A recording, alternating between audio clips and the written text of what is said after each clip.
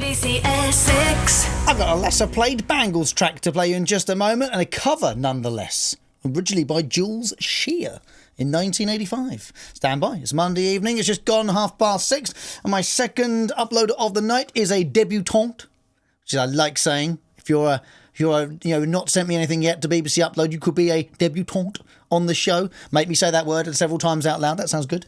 Actually, before we do get to our second upload of the night, bit of show admin to do. Second bit already, I know. Producer Adam, we need to up our game in the studio things, because this is looking pretty cheap now compared to what our second uploader's got in behind him. That's all I'm saying. We welcome the musical family from Clacton, Steve Forward. He has sent us an instrumental track, which is a lovely way and chance for me to say, no matter what your musical style, please send me something. In fact, if you have the thought process that says, they'll never play that on the BBC, send me it.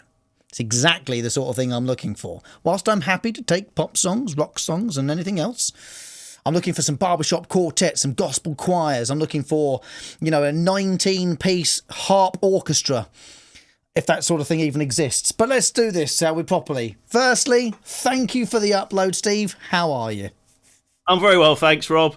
This is a new venture for me to get my music uploaded onto BBC Essex, but it's great to be here. Thanks for having me. Welcome to the family, Steve. I like to think that, over the last year we have built up an amazing family of creative artists, no matter what their sort of art is, with BBC Upload. And I love that people are still sharing it with us as well. So please, please, please keep sending it. How easy is it to send me something, Steve?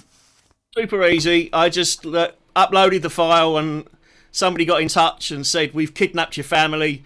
You've got to appear on the show. Otherwise they're all going to be taken away." And you basically turned up on my door with threatening me. So I didn't know what to do. Well, I laugh because it's true. No, it's obviously not true. Come on, behave yourself, boys and girls. Yeah, exactly. This is the thing. You only got to send us something, and we're only interested in sharing what you're making and being a voice for you to shout about what art it is you're making. And you don't have to worry about it. If you're a poet and you think, I've got nowhere to record it, Rob, do it on your phone. Send me the voice note from your phone. Not a problem. That is A-OK with me. So, Steve, let's get to the sort of nub of it. When did you fall in love with music? What was that moment where you heard a song or sort of, an experience happened and you went, that's what I want to do? I think it was, for me, as a guitar player, before I played guitar, I was playing piano and keyboards and all that sort of thing. And the day I heard Jimi Hendrix's Voodoo Child, the intro, I said, I didn't even know that was a wah pedal. I didn't even know what he was doing. But the day I heard that, I'll never forget it. I thought, that's what I want to do. And it's a quest that to this day I'm still on to try and play. And Jimi Hendrix is the reason why I play guitar, and it's the reason why I do what I do. There are many other guitar players that influenced me as an artist and as a cover artist as well. But he's the main man for me. He always will be. I mean, he just basically threw the rule book out and reinvented everything. Yeah. And, like yourself, you're a drummer yourself. And, I've played with some pretty good drummers over the years. Les Binks from Judas Priest and people like that. What? And Les is a good friend of mine. And for years I played with Russell Gilbrook, who's now in Uriah Heep. And so you get a chance to play with these people, and you hear about where their influences come from, and it's exciting. But for me, the main man is Hendrix. He always will be, because every time I listen to him, it sounds like he's picked up the guitar for the first time. Yeah. Every song he plays, it sounds fresh. And there's not many guitar players who have had that kind of impact on me. Most guitar players cite Hendrix, but the day I heard Voodoo Child, that wah-wah intro was just enough for me. I thought, what the hell is this? Yeah, and that's the thing. I think sometimes you hear a song, especially if you're in music and whatever your art is, I think there's always a version of this in whatever it is you do. Maybe it's that you're into podcasting and you listen to a podcast and you think, this is incredible. I didn't even think you could do it this way, but actually, as you can, I'm going to try and do my version of it that way as well. For me, drumming was the same thing. I remember growing up in the early 90s, my mum and dad coming home from the Way We Walk tour, the Genesis, and they brought home the CD and the T-shirt, well, the tapes actually, and the CDs. And I have the tapes still to this day in a tape player in my room. And I remember hearing that drum duet that Phil does with Chester in the band. And I'm like, how is a 6.5 minute drum duet supposed to inspire anyone? But do you know what? From that day forth, hearing that doom, doom, ga, ga, just the echo in the arena, I was like, well, that's it. How do I do that? How do I make that noise? Yeah, people leave Phil Collins. They leave him out of the equation because of the success he had in the 80s. But for me, it goes way back to... Because he wrote a few Disney songs. Everyone gets like, I'm not getting on the bandwagon. Yeah. And when for me, his playing in Brand X before Genesis was just as good. Brand X was just absolutely top notch, and I've got a number of guitar students who are massive Genesis fans, and they turn me on to music that keeps on going further back to the Peter Gabriel days, even at the beginning when he came out dressed as a daffodil. Yeah, it just got completely esoteric. It's when you realise that the first Genesis album came out in 1969 that you realise they've been around for 50 years. Wow. Your brain goes, what? And everyone's going, no, they didn't, Rob. We were talking about nonsense. Seriously, check it out. You can go and look it up. It's the same thing with like Elton John. I believe all these musicians who we know are long-term life career musicians, but their careers started much earlier than most of us will ever know unless we go looking for it. It's incredible. So you pick up, sit down at a piano, you hear Voodoo Child, you think, I want to do that. What happened? How quick was that transition from piano to guitar? Did you have school lessons? What was it?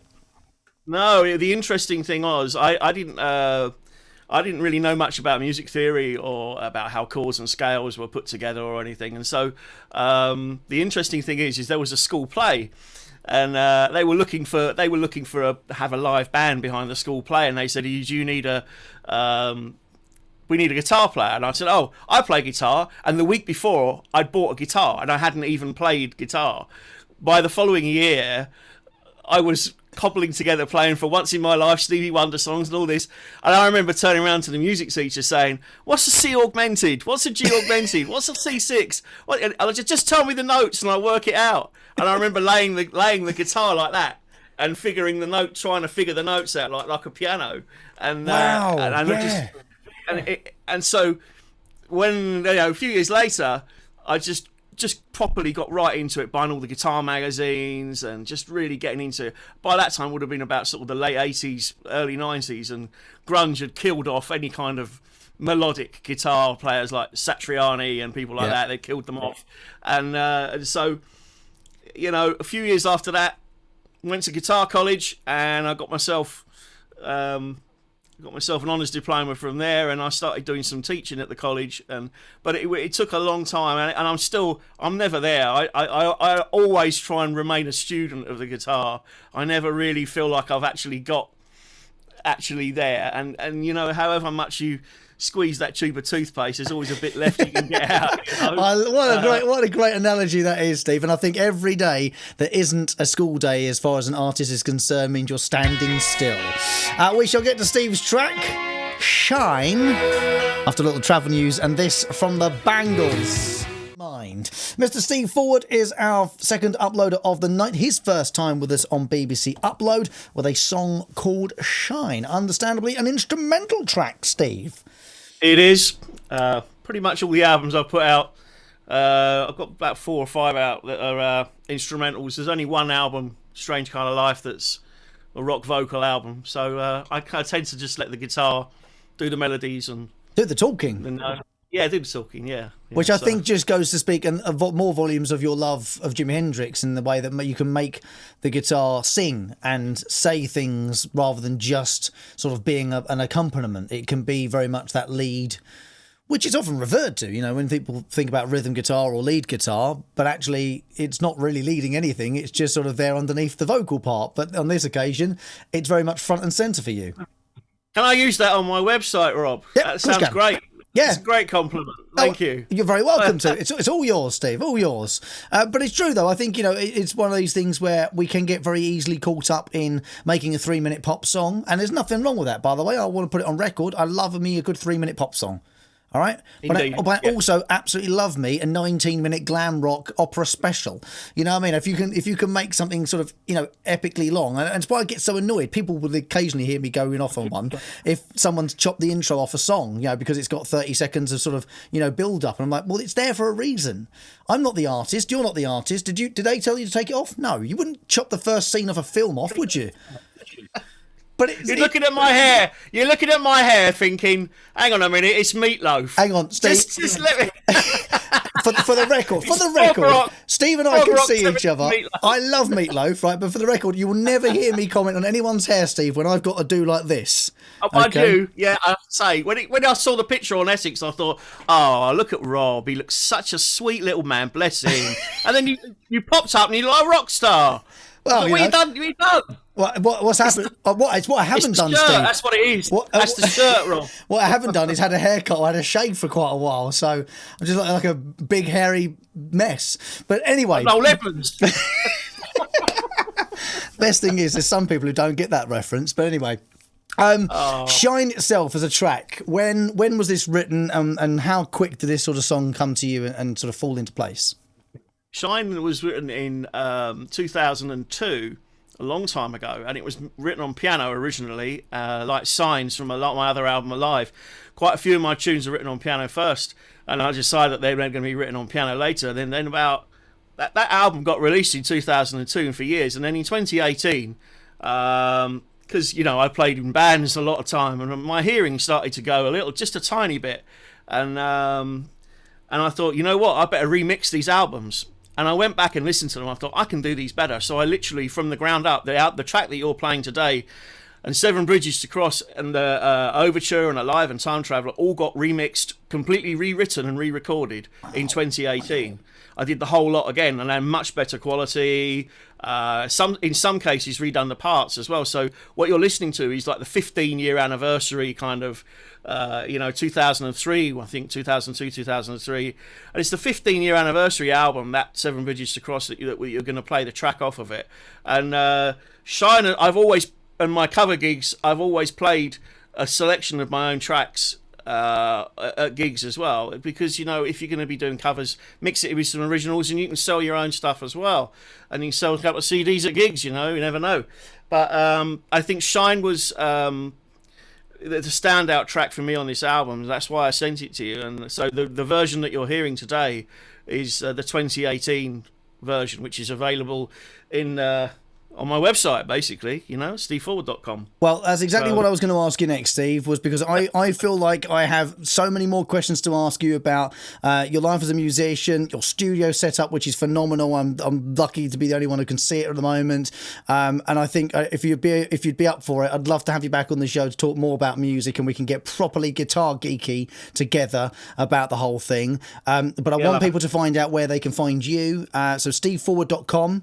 Is the website. steveforward.com. You can just put into Google Steve Forward and it'll come up, but it'll all come up anyway. So YouTube, I've got loads of videos on YouTube. I put out shows every week on YouTube. I put out a show called the Friday Night Rock Show and the Big Saturday Night Rock Show, where I do cover tunes, and YouTube hates it because of content ID, but I don't care, and everyone seems to really enjoy it. And I do a Monday night blues session show as well, where I have guests jamming with me virtually because of the COVID. They can't come to the studio and jam, and so all those things are on YouTube, Steve Forward UK. But you can just type in Steve Forward and it'll all come up. So amazing. Well, Steve, let's get you back on the show in the future to talk things, and then one day, when the hopefully not too distant future, we can have you in our studio, or we can come to yours. I think I like the look of his studio more than ours, Adam. Do you? Yeah, exactly. And then we can talk more things music. But Steve, thank you for being a part of BBC Upload. Thank you for sending us something. Will you do me the honours of introducing Shine, please? Yes. This is Shine from Seven Bridges to Cross, written by me, Steve Forward.